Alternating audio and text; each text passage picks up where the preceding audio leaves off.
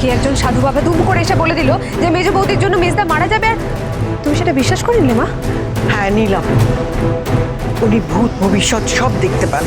আমার প্রথম সন্তান প্রভাকর যে আমার কোল খালি করে চলে গেছে সেটা উনি জানেন। বিশ্বাস করো বাণী, যেভাবে গিরিধারী বাবা তোমার বড়দার মৃত্যুর কথা বললেন আমরা সবাই চমকে উঠেছিলাম।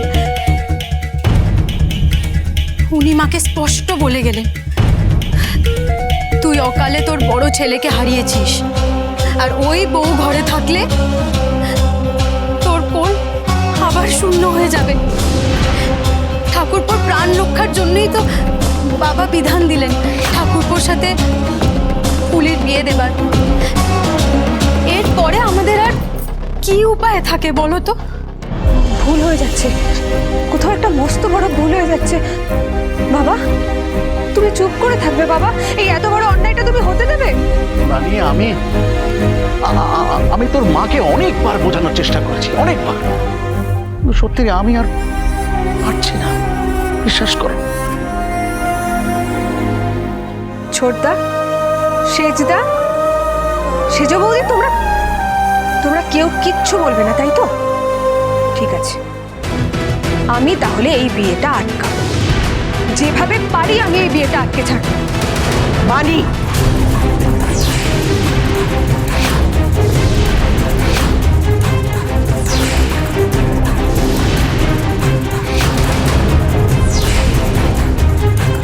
তুই এ বাড়ির মেয়ে হতে পারিস, কিন্তু এখন শ্বশুর বাড়িটাই তোর নিজের বাড়ি। এ বাড়ির কোনো সিদ্ধান্তে তুই কথা বলতে আসিস না, আর আমার সিদ্ধান্তের উপর তো কিছুতেই নয়। মা, তুই মেয়ে হয়ে আমার যন্ত্রণাটা বুঝতে পারছিস না, কিন্তু মেজ বৌমা বুঝেছে, সে অনেক বেশি বুঝদার। আমার কথা সে শুধু মেনে নিয়েছে তাই নয়, সে যাতে ফুলি আর শঙ্কর জীবনে কোনো রকম বাধা হয়ে না দাঁড়ায়, তার জন্যে কাল ওদের বিয়ের পরও চলে যাবে এই বাড়ি ছেড়ে।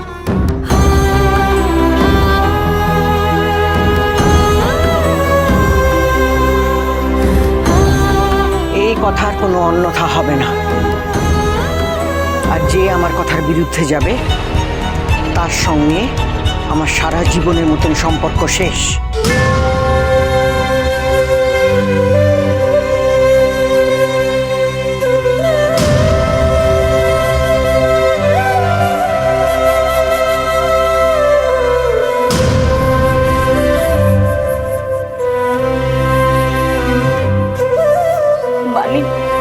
মানে আমি ভাবতে পারছি না বাণী, মেজ বৌদি কালকে এ বাড়ি ছেড়ে চলে যাবে, মেজদার সাথে ফুলির বিয়ে হবে, আমি ভাবতে পারছি না বাণী। আমি কি করবো এখন? কার কাছে যাবো বলো তো? কাকে গিয়ে বলবো সমস্ত কথা? কেন, হানি কোথায় গেছে? আরে ও তো আমার শ্বশুর মশাইয়ের সাথে ট্রান্সপোর্টের কি একটা ব্যবসার জন্য দুর্গাপুরে চলে গেছে।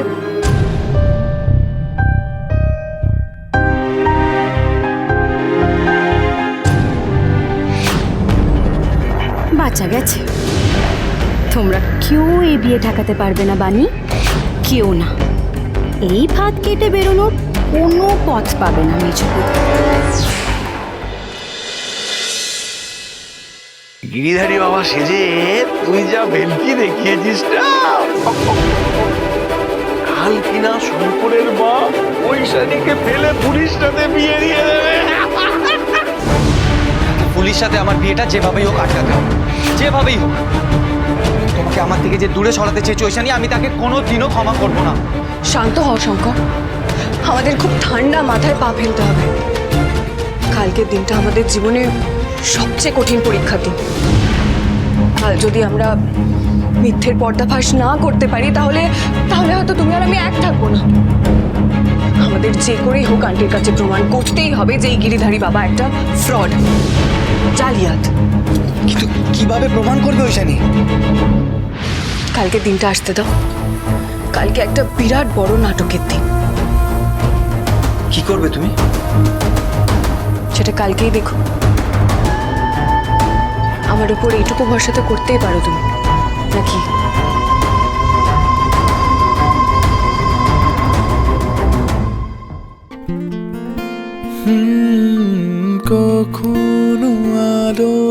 ছিলে,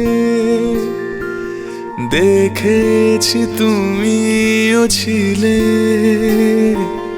হঠাৎ এলে এ আড়ালে, বুঝি কতটা কঠিন, কিভাবে কথা বলি শুধু ভেবে ভেবে চলি, যেন আছি পাশাপাশি, সব কিছু হবে রঙিন।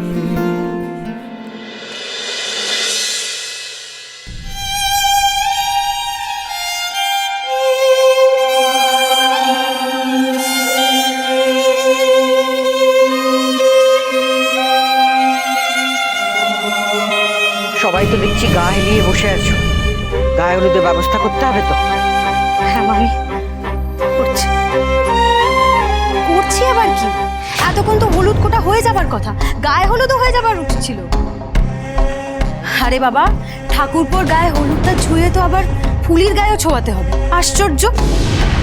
কি রে শিউলি, যতক্ষণ না মা কিছু বলছেন তুই কি নিজের মাথা খাটিয়ে কিচ্ছু করতে পারবি না? হ্যাঁ না বড় বৌদি, যাচ্ছি। দাঁড়াও শিউলি,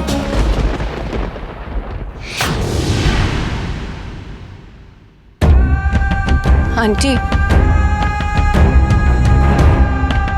হলুদ বাটা হয়ে গেছে। কে বাটলো? আমি।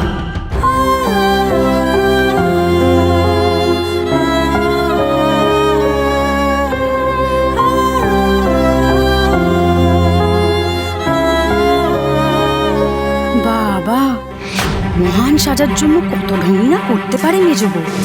উফ, আজকের দিনটা কাটলে বাঁচি, আপদ বিদায় হবে। হলুদ বাটা যখন হয়ে গিয়েছে তখন গায়ে হলুদের ব্যবস্থা করো। স্মার্ট মেয়ে,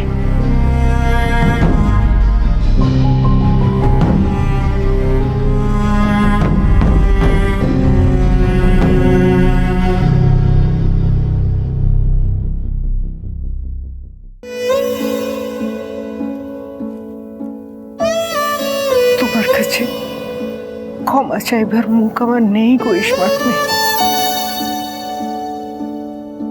কিন্তু আমি বা কি করি বলো? আমার ছেলেটাকে বাঁচাবার যে আর কোনো উপায় নেই,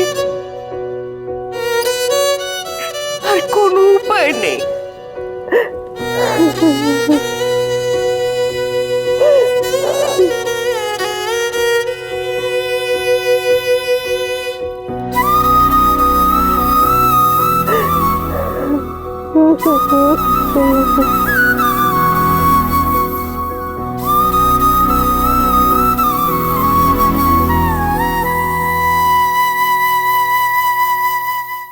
এই রে, মায়ের মন নরম হয়ে গেলে যদি উনি ওনার সিদ্ধান্ত থেকে নড়ে যান তাহলে তো কেলেঙ্কারি হবে।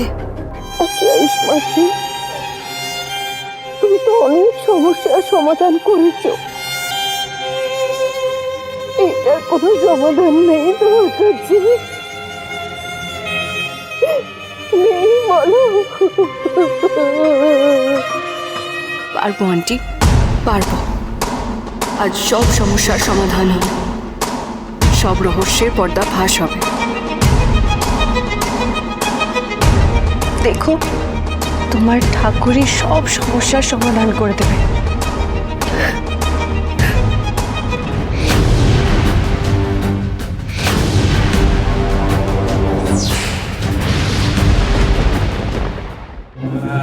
দাঁড়ান গুরুদেব। কোন পাপী শুভ কাজে বাধা দিচ্ছে? কার এত বড় সাহস? আন্টি, আমি এবার নাটকটা শুরু করি।